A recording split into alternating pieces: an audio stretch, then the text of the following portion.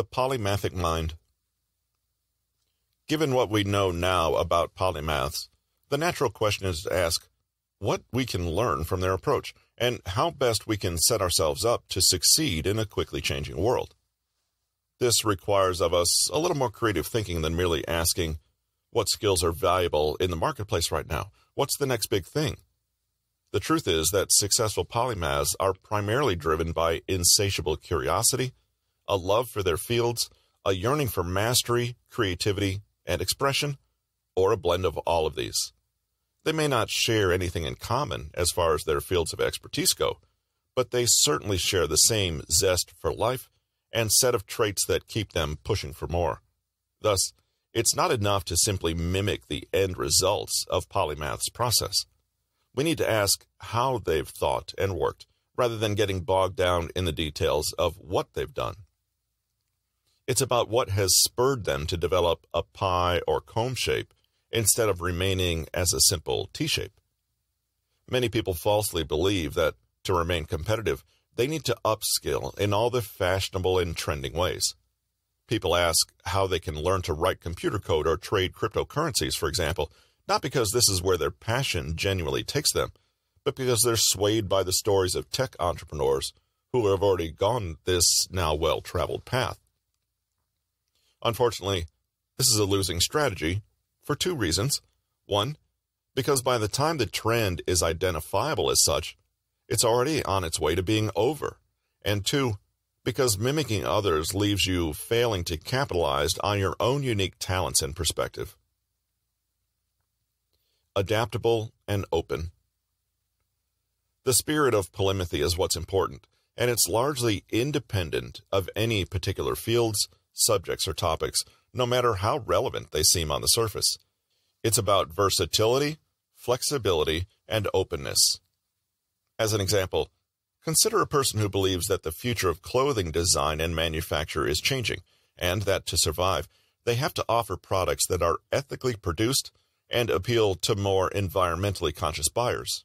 Sounds good so far.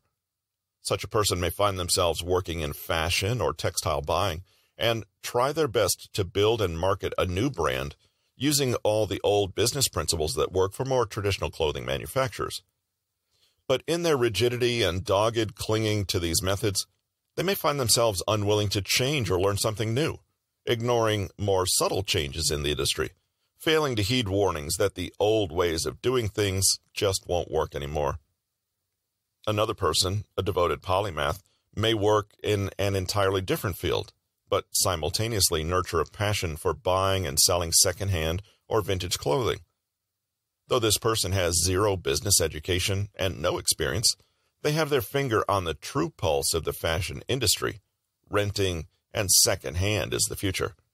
They act quickly and on inspiration, and within a year have established a thriving online clothing exchange platform that completely disrupts the market. While the previous person is stalling in their career, the polymath achieves success with seemingly lightning speed and without following any of the rules.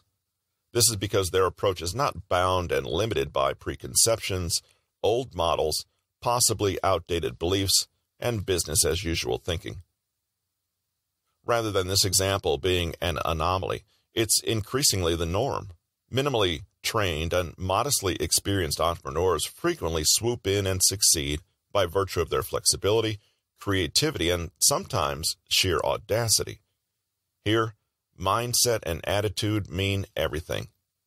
This means being willing to adapt when necessary, to become comfortable, and even expert at navigating quickly changing parameters and shifting challenges. A polymath typically doesn't react to adversity by asking what he can do to survive. He's usually already doing it when the opportunity rolls his way. Rather than reactive survival mode thinking, the polymath engages with ideas and topics long before everyone else, often simply because he enjoys doing so. This is why it's so important not to merely ape what polymaths do, but to closely examine the mindset and perspective that leads them to act that way when others are choosing differently. Let's examine this attitude more closely. Firstly, a lesson any polymath can teach us is a healthy disregard for rules. Creative, inventive people see rules as provisional and boundaries as mere working models until something better can be created or discovered. They know that right and wrong are often matters of possibly flawed opinion and don't let ordinary convention limit what they're willing to think about and imagine. After all, engaging with material and ideas that are outside humanity's comfort zone requires you to suspend your ordinary judgments and assumptions. The inventor has an exuberance and curiosity that goes beyond what others may tell him is allowed or correct. Going hand in hand with this attitude, necessarily, is an abiding comfort with uncertainty. For intelligent, creative people, there's a degree of responsibility associated with asking big questions and expecting answers. Many historical polymaths held this attitude. I didn't find the solution I wanted in the world, so I made it myself. This deep individuality and freedom comes from a willingness to tolerate the unknown, to act without complete information, to take risks, and to live in a world that isn't already inhabited and charted by authorities who can tell you what you need to do. Polymaths fail often, and sometimes extravagantly. They don't care. While others might think of unknowns and possible failures as intolerable, polymaths are not only able to march ahead, but to thrive in these conditions. Without a sincere curiosity and love for developing authentic knowledge and mastery, people can seldom endure the process it takes to reach grand, long-term goals. But these are precisely the goals that most polymaths hold dear. They focus on what they want and don't allow anything to limit them, including their own irrational fears or laziness. Finally, polymaths think of themselves in the same way they think of various subjects they readily engage with, without the restriction and burden of boxes and oversimplified labels. When you think about it, so many of us are surprisingly ready to label ourselves one way or another, happy to take on the implied limitations. Polymaths don't bother. They seldom define themselves and keep open to possibility and potential as long as possible. Consider that today we have more labels for sexual identity and orientation than ever. You can choose which political party, personality type, blood group, demographic, or social class you belong to, and place immense significance in these labels.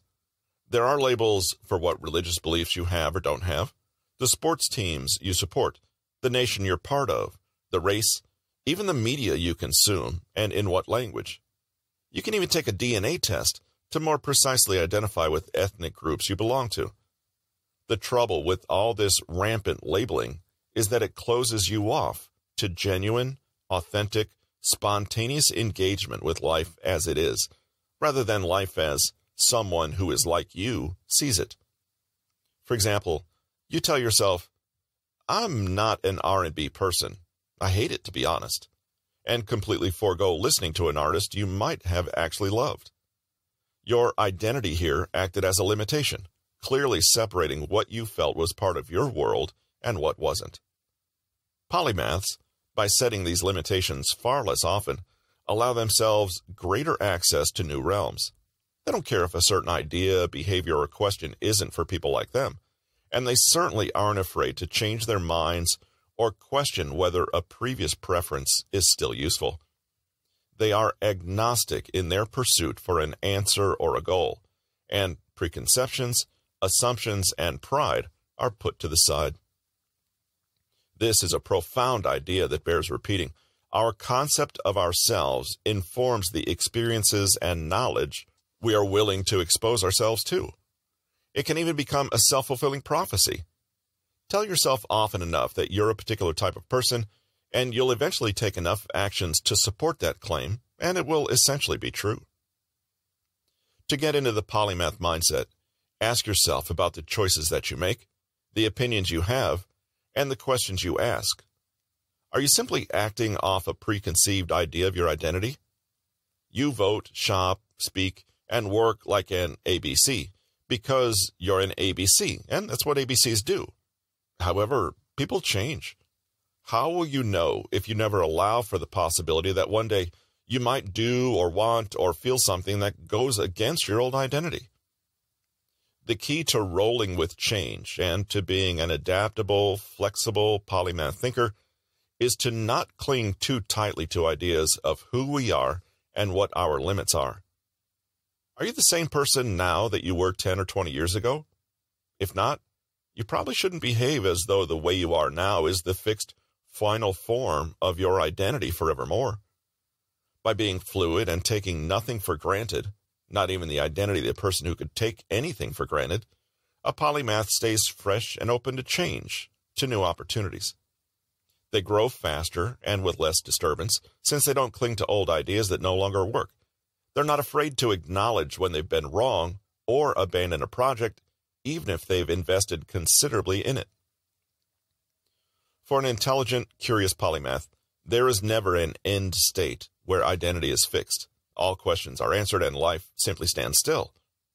Of course, you want to uphold and honor your values. Yes, you have your preferences and your loves and your habits, but unlike others, you regularly subject those loves and preferences and habits to question and constantly ask if something is working optimally or if it can be better. Polymaths don't waste time identifying as anyone in particular. They see their identities as whatever they need to be to help them do whatever it is they want to do. That's often why you see truly accomplished people shrinking away from others, labeling them a genius. This shows that their efforts are not about bolstering an ego or sense of identity. It's not about who they are, but what they do, what they know, and what they can learn.